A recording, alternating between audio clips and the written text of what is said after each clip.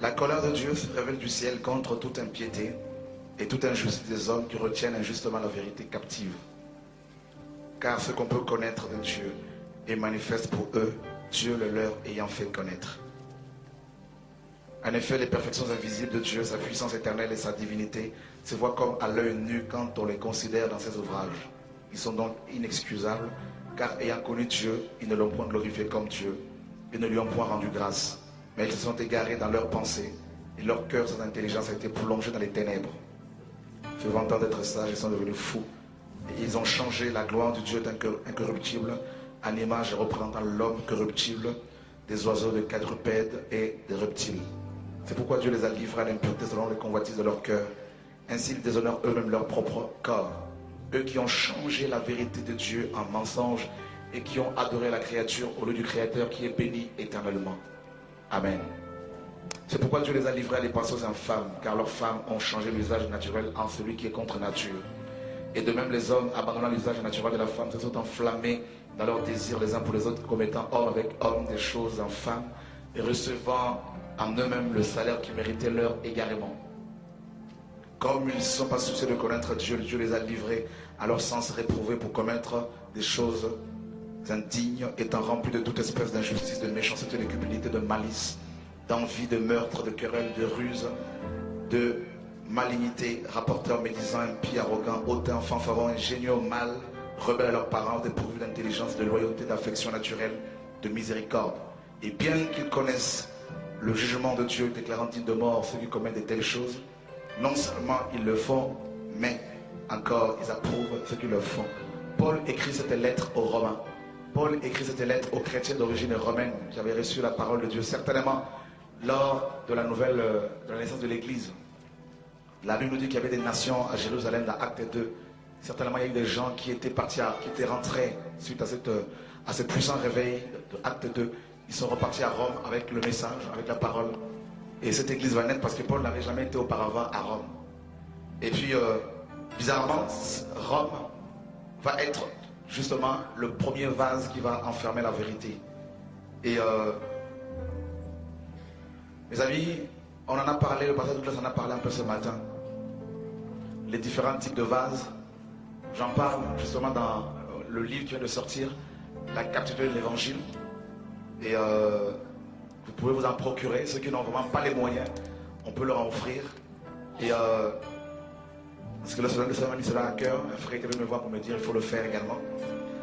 Et lorsque le dernier apôtre qui était Jean va mourir, il va y avoir un vide qui va se créer entre justement les apôtres et les chrétiens.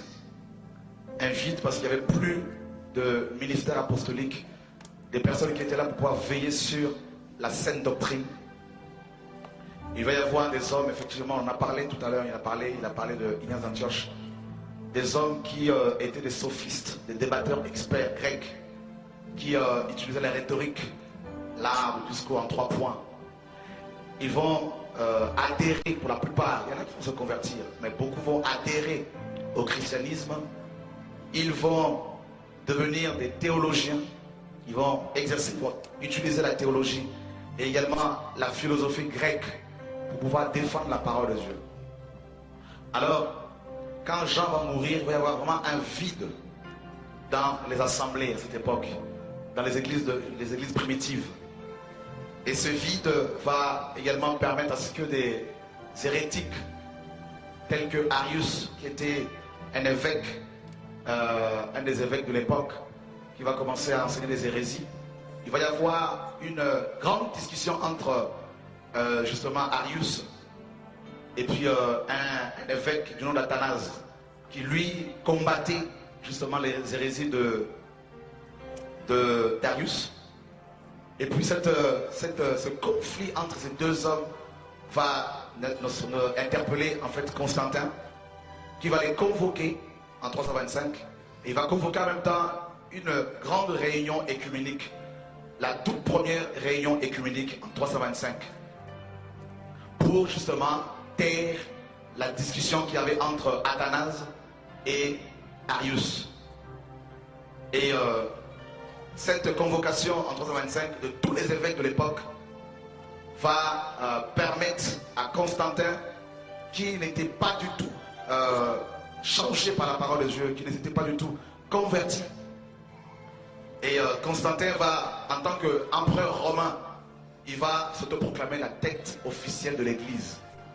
Et il va commencer à gérer ce conflit entre les évêques.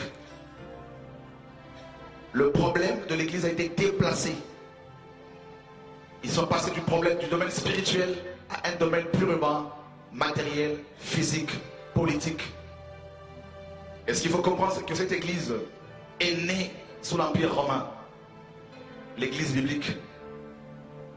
Et puis, bien avant même la date de 325 après Jésus-Christ, il y a eu plusieurs, à la mort de l'apôtre Jean, bien avant même l'apôtre Jean, avant qu'il ne meure, il y a eu déjà beaucoup de faux prophètes qui commençaient à se lever, tels que Diotrephe. Jean en parle. Déjà, il a eu à lutter contre Diotrephe, qui s'était accaparé de l'église, d'une des églises primitives. Il y a eu d'autres ministères, d'autres faux prophètes comme Philette, qui commençaient à enseigner des choses qui n'avaient rien avec la parole. Paul a combattu ces hommes, a combattu leur doctrine. Et quand ces apôtres sont morts, il y a eu des pères de l'église qui sont venus. Ignace d'Antioche qui a vécu, on a déjà vu cela, entre 35 et 107 après Jésus-Christ. Il a commencé à écrire des livres, plusieurs livres. Ignace d'Antioche commençait à élever dans chaque église un seul ancien au-dessus des autres évêques. Alors que dans la Bible, les églises étaient dirigées par des équipes d'anciens. Suivez très bien l'enseignement. Et un seul évêque devait gérer maintenant chaque église locale. Ignace d'Antioche est mort dans les années 107 après Jésus-Christ. Et il a connu l'apôtre Jean, il a connu certains apôtres. Mais il a préféré, lui, par contre, écrire des livres qui n'avaient rien à voir avec la saine doctrine. Et Ignace d'Antioche a dit clairement que là où il y a l'évêque, c'est là où il y a l'église. Alors que Jésus-Christ a dit que là où 2 ou 3 sont réunis à mon nom, je suis là. Et puis, après Ignace d'Antioche, il y a eu Clément de Rome qui lui était pour la suprématie de l'évêque de Rome. Il est mort dans les années 100 après Jésus-Christ. Clément de Rome, il a écrit également beaucoup de livres. Et puis par la suite, il y a eu Tertullien qui a vécu entre 150 et 230 après Jésus-Christ. Tertullien qui est le premier auteur chrétien, qui était également un sophiste, à dire dans ses ouvrages, à utiliser le terme Trinité pour définir le Dieu de la Bible, qui reste un mystère même pour les anges. Le Père, le Fils et le Saint-Esprit. Et ils ont établi cette hiérarchie, le Père, le Fils et le Saint-Esprit. Le Père est plus important que le Fils plus important que le Saint-Esprit. Cette hiérarchie qui n'a rien à voir avec la parole de Dieu. On ne peut pas définir, mes amis, un Dieu infini. Ce n'est pas possible.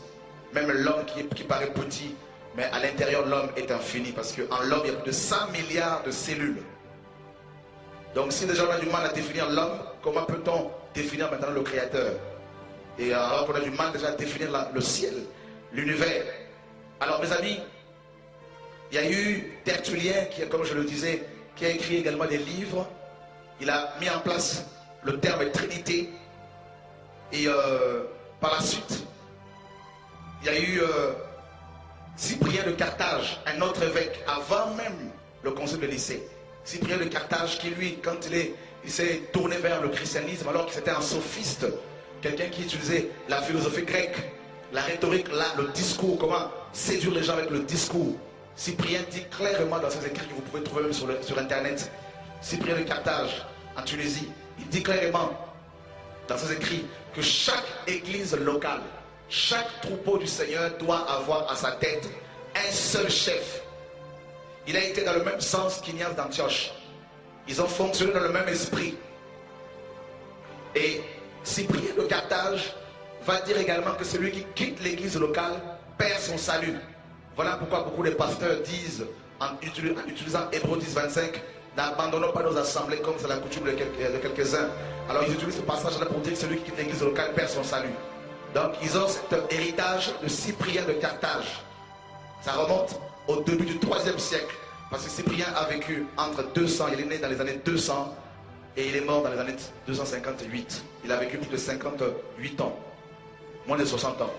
Et voilà comment Cyprien de Carthage également, qui va être le premier à utiliser le terme, mes amis, clergé. C'est-à-dire le chef de l'église locale, le clergé. Il est à la base également de la doctrine, ce qu'on appelle le sacerdotalisme, c'est-à-dire la médiation humaine. C'est-à-dire, entre Dieu et les hommes, il doit y avoir un pasteur, pas Jésus-Christ homme comme 1 Timothée 2,5 le dit, mais un homme, une créature. Voilà comment vos pasteurs vous disent que vous avez besoin de prière, il faut aller les voir, comme ça eux ils vont transporter vos prières jusqu'au Seigneur. Et ils ont cet héritage de 6 prières de Carthage. C'est-à-dire que ça remonte dans les années 200, au début du 3e siècle. Quel héritage que nos pasteurs traînent-ils, que nous avons nous-mêmes également traîné, mes amis. Et vous voyez à quel point ces pères de l'église, ces hommes qui étaient pour la plupart des latins et des grecs, qui utilisaient la rhétorique, la sagesse humaine, qui ont avec leurs livres posé la fondation du christianisme qu'on nous a prêché, le christianisme dans lequel toi et moi sommes nés.